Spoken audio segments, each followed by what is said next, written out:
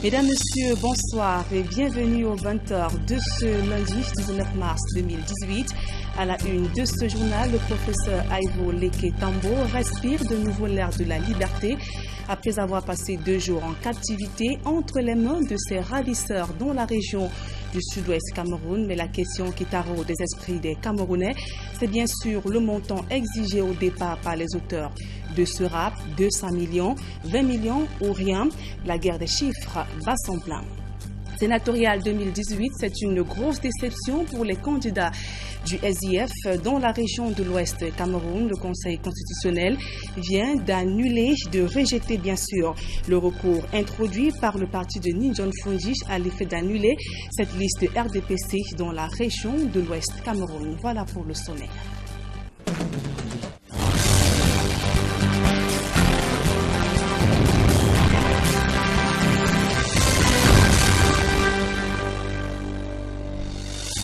Mesdames, Messieurs, une fois encore, bonsoir et bienvenue à tous. Je vous le disais en titre, après avoir passé 48 heures entre les mains de ses ravisseurs dans la région du sud-ouest Cameroun, le professeur Aivo Leke Tambo a été libéré ce jour. Il a regagné Yaoundé libre de tous ses mouvements. Il faut préciser qu'il avait été enlevé samedi dernier alors qu'il se rendait à Lébialem pour prendre part à une marche politique. Eric Massian Jomo et Innocent Abega reviennent sur les circonstances de sa libération dans ce reportage. Peu d'éléments jusqu'ici disponibles sur les circonstances de cette libération du professeur Aivo Leke Tambo. Tout au moins, l'on sait que juste après son rapt samedi dernier, ses ravisseurs, selon les autorités du Lébialem, réclamaient le paiement d'une rançon de 100 millions de francs CFA. Tout laisse croire que la famille et même le gouvernement seraient rentrés en négociation avec les ravisseurs qui plusieurs fois ont directement échangé au téléphone avec le préfet du département du Lébialem. Au cours de la journée du lundi 19 mars, des informations faisaient. L'on est alors passé d'une exigence financière de 100 millions de francs CFA à 20 millions de francs CFA. Payé ou pas, et à regagner Yaoundé sain et sauf. C'est le premier otage depuis le début de la crise anglophone qui est libéré de la sorte. Le sous-préfet de l'arrondissement de Batibou dans le nord-ouest et le délégué régional des affaires sociales du nord-ouest restent eux en captivité avec malheureusement très peu d'informations sur leur détention, tout comme rien n'est dit sur les réelles intentions de leurs ravisseurs.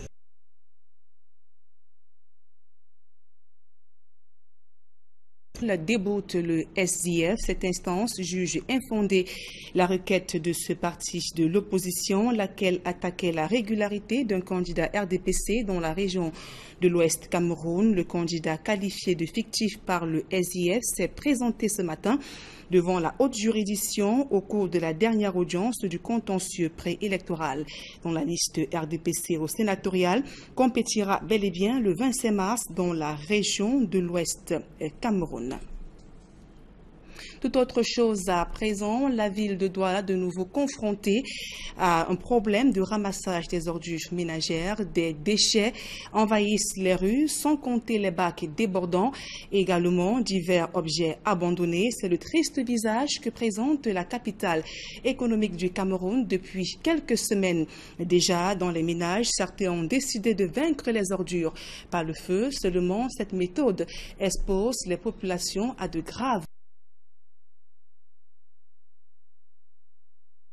La gestion des ordures ménagères dans la ville de Douala se fait à plusieurs vitesses, à chacun sa méthode. Dans plusieurs quartiers, les ménagères préfèrent brûler les ordures malgré le risque très élevé que cela représente pour la santé de l'homme. Les bacs à ordures subissent les affres du feu. Interrogée sur cette pratique, elle déclare ne plus savoir quoi faire des ordures qui s'empilent au fil des jours. Ailleurs, les montagnes d'ordures justement se forment. Les rues entières sont envahies par des tas d'immondices. Sur le terrain, pourtant, mais le rythme de travail n'arrange pas les populations qui produisent de grandes quantités d'ordures ménagères en longueur de journée. C'est vrai qu'à un moment donné, ils font leur travail. Et puis on a comme l'impression que ça va évoluer. Mais parfois, on se retrouve en train de faire même les 2 semaines ici là avec la poubelle. Ça nous arrive jusqu'à bloquer l'entrée du quartier. Et en termes d'odeur, souvent, c'est insupportable. Donc, on ne sait pas exactement ce qui se passe avec les entreprises qui sont supposées le faire, qui sont supposées faire leur travail par rapport à ça. On préfère laisser, on attend à ce qu'ils... On essaie un peu de mettre les limites, de telle sorte que ça ne reste qu'ici, en attendant qu'ils viennent porter. Si les plaintes des populations concernant la gestion des ordures se multiplient, du côté de la société en charge de l'hygiène et de la salubrité, on évoque des problèmes pour une meilleure efficacité sur le terrain. On a un seul client. Et quand il y a des difficultés, ça se répercute dans la qualité de travail, mais qui n'a rien à voir avec notre expertise.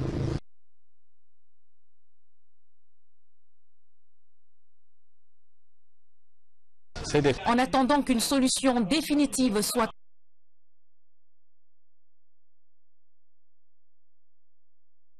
trouvée, bac à ordures qui déborde. La localité d'Essoata, dans le département du Lébialem, région du sud-ouest Cameroun, est confrontée à d'énormes difficultés qui freinent son développement. Le mauvais état des routes, la vétusté des formations sanitaires et l'absence d'énergie électrique sont autres difficultés qui constituent un véritable calvaire pour ces populations. Le reportage de Julien Berthé-Bissaï. À Essoata, le soleil se lève et la nature se réveille. Au cœur de ce village, situé dans le département du Lébialem, région du sud-ouest, se trouve une forêt immense. Dans cette localité paisible, la plupart des édifices bâtis dans les années 60 croupissent sous le poids de l'âge. Ici, la vétusté de la principale formation sanitaire présente à suffisance les conditions de travail du personnel soignant. Les populations qui y vivent peinent à se mouvoir d'un point à un autre à cause du mauvais état des routes.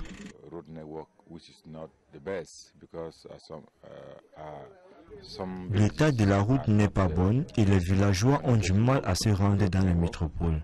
Nous avons un autre problème qui est celui de l'électricité. Et certaines zones jusqu'ici ne sont pas encore connectées à l'énergie électrique. Autre chose, notre centre de santé n'est pas effectif. We have the other health problem, particularly around the Jensi area where the greatest health center that was created many years ago is not yet effective. Les habitants de la localité de Soata, qui n'ont pour seule richesse la terre, espèrent une prompte action des pouvoirs publics. Et dans la région de l'Est Cameroun, les Pygmées, Baka et Bantou, des villages Nomédio et Noméon, dans la région de l'Est Cameroun, tirent le diable par la queue. C'est que le pillage des ressources forestières a le vent en poupe dans cette partie du pays, avec la complicité de certains villageois et agents forestiers. Agents forestiers, ce sont donc les populations qui paient un lot tribut et n'ont pas accès à l'eau potable. Plus de précisions dans ce reportage de Joël Essenga et de Marcelin Gansop. C'est l'histoire de deux villages qui voient tout le temps passer le train du développement sans savoir le jour où ils prendront place à bord. Nomédio et Noméon sont pourtant deux villages de l'arrondissement de Lomé, gâtés par la nature, mais dont les populations tirent le diable par la queue au quotidien. La faute à une exploitation sauvage des ressources forestières qui ne profite aucunement aux Pygmées Baka et aux Bantou qui peuplent ces deux villages, mais plutôt à des exploitants véreux, lesquels profitent de la naïveté des populations riveraines et de leur quête permanente de la pitance quotidienne pour piller leurs forêts communautaires. La forêt a une superficie de 1900 hectares. Le maire actuellement dans Bomban, M. Oyal Charmant, était venu exploiter ici. On avait eu des problèmes parce qu'il est parti sans nous payer le mètre cube. Et les doléances qu'on avait données, il avait bien dit que tout ce qu'il nous donne là, c'est gratuitement. Il ne va rien couper comme argent. Mais à la fin, il nous avait frappé. Un tour en forêt nous permet effectivement de toucher du doigt la richesse des forêts communautaires de Nomédio et Noméon. En Nomédio, par exemple, plusieurs essences existent.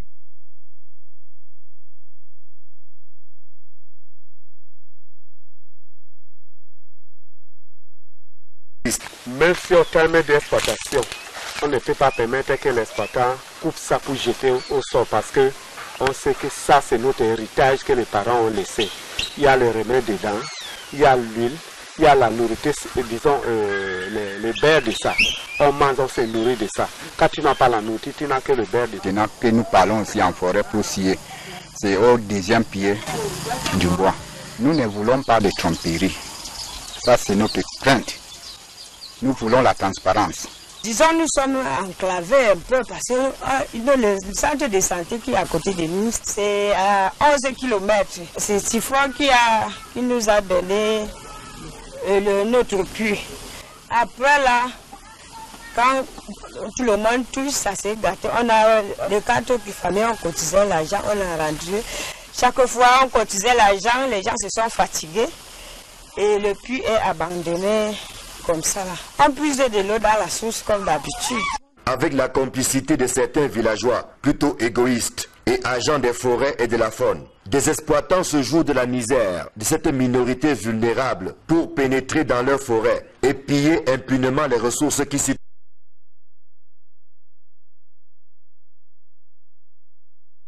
trouvent, adoptées par chaque communauté. Résultat des courses. Les forêts communautaires de Nemedjo et Nemeyon se voient privées de leurs essences. Encore moins le développement de leur village. Nous avons les problèmes d'habitation. On doit quand même quitter dans les nattes. Il faut des tôles. Voilà notre hangar de foyer qui est là en face, qui n'est même pas fini, mais c'est cassé. Si on n'a pas un Baka qui s'exprime bien en français, c'est que nous sommes perdus. Si on n'a pas nos enfants,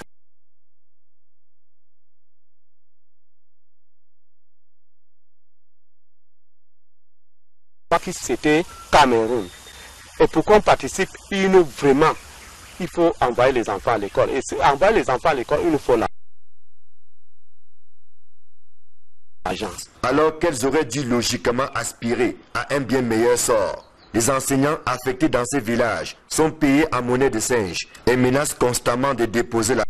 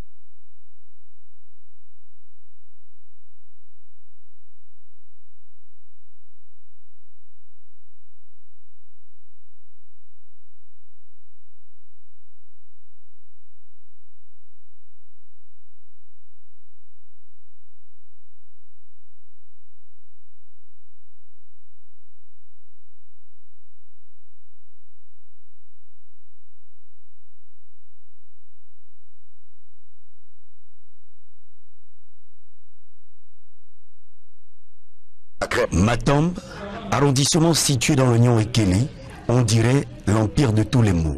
Le quotidien, autrefois paisible, a viré un psychodrame.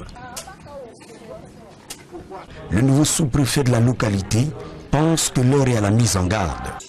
Lorsque quel véhicule victime d'un accident, tout de suite, les populations de ces différents villages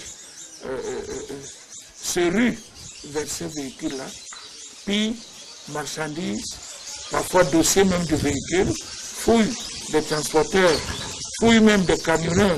Presque tous les villages de l'arrondissement de Matambe sont en proie à la dérive. Les plus exposés, les jeunes. Ce problème de drogue, notamment le cannabis, comme je le disais, est en train d'envahir même la jeune génération, la jeunesse dans ces différents villages.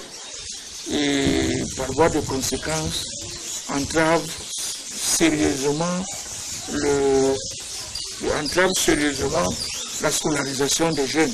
Des mots qui traduisent à dessein le mal-être, le calvaire.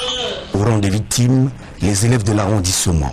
Manque de profs de français, manque de profs de mathématiques, manque de profs d'allemand, manque de profs de...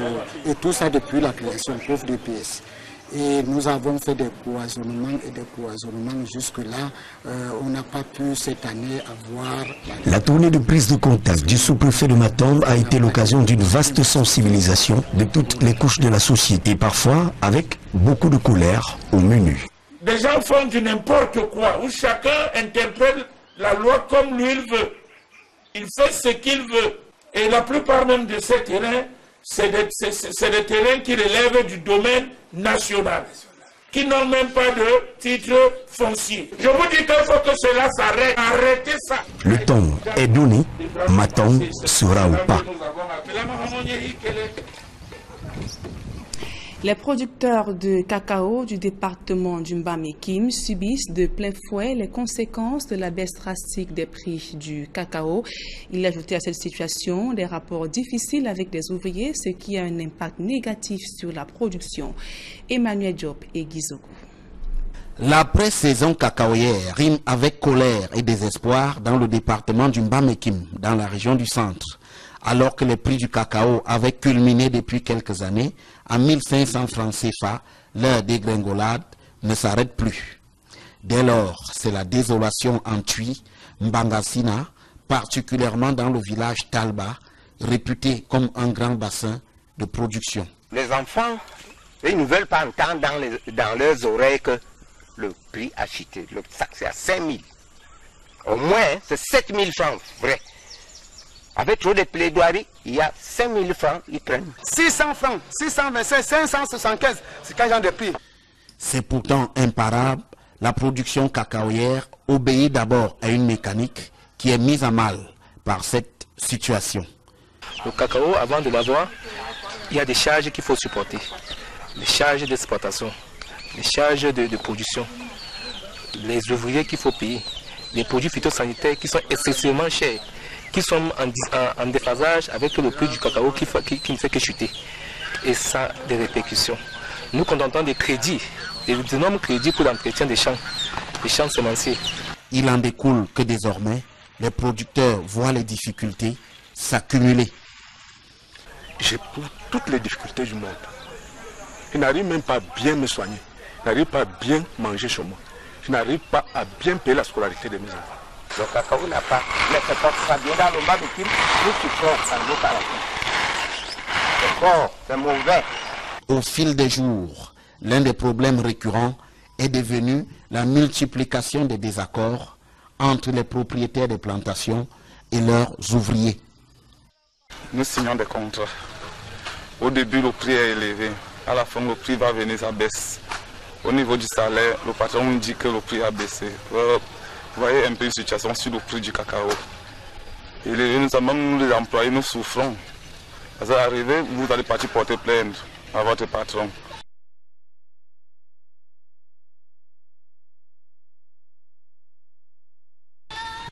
À la longue, cette chute du prix du cacao déteint sur l'activité économique fortement dépendante de ce secteur.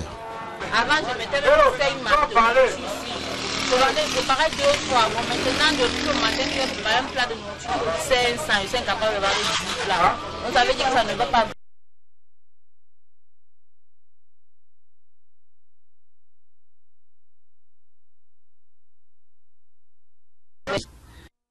Ainsi, la production du couscous de manioc est davantage courue, les populations étant assurées de gains immédiats et substantiels. Ceux qui croient encore au cacao appellent le gouvernement à intervenir dans cette filière. Que l'État revoie ses affaires dans les normes, pour que nous, planteurs, nous, agriculteurs qui nous sommes là, nous revivons notre vie et nous nous ressentons encore à l'aise dans notre filière. Pourquoi est-ce que le gouvernement doit se désengager pour ce genre de choses? On dit qu'on a libéralisé le commerce. Il me dit que en quelque sorte le gouvernement est en train de fuir vraiment ses responsabilités.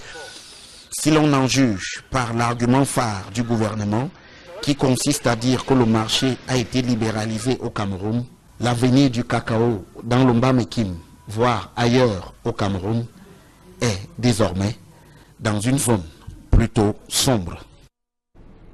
Et le Fonds mondial pour la nature se mobilise pour la protection de l'environnement. Une marche vient de se tenir dans les artères de la capitale Yaoundé en guise de combat au Cameroun ainsi que dans le monde. Une fois de plus, Emmanuel Diop et Guizogo. Earth Hour, soit 1 heure à consacrer par jour à la protection de l'environnement. Tel est le produit conduit par le Fonds mondial pour la nature, WWF, lequel a mobilisé des centaines de personnes pour une marche dédiée à la protection de l'environnement à Yaoundé. En 2007, précisément, ça a commencé en Australie, où certaines personnes pensaient qu'il fallait au moins mettre à côté 1 heure pour sensibiliser le monde sur les dangers, y compris les changements climatiques. Et on faisait ça, en faisant ça, on éteint l'allumé pendant 1 heure. Et vous allez voir le 24, qu'il y a beaucoup de pays, plus de 180 pays au monde qui vont éteindre l'allumé pendant 1 heure. Au Cameroun, nous n'avons pas d'abord l'allumé partout. Bon, on ne va pas demander aux gens d'éteindre l'allumé, mais nous pensons qu'il faut prendre le temps de sensibiliser, pour sensibiliser tout le monde sur l'importance de la conservation, parce que c'est pour nous tous. Tout au long de l'itinéraire de cette marche du boulevard du 20 mai au parcours Vita, les participants ont exposé divers messages pour la protection de l'environnement et manifesté leur engagement à travers nombre de danses et chorégraphies.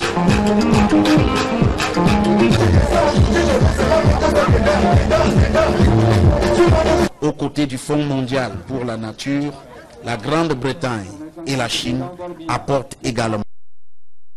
Il faut que tous les partenaires se rejoignent pour sensibiliser tout le monde sur ces questions très importantes de la nature. La nature, les forêts et les animaux, la faune en particulier. Et c'est une occasion très importante pour tout le monde de se rejoindre. Les gouvernements, la société civile, la population, tout. Zangao ouvre le rideau sur la crise qui secoue la panthère sportive d'Undé.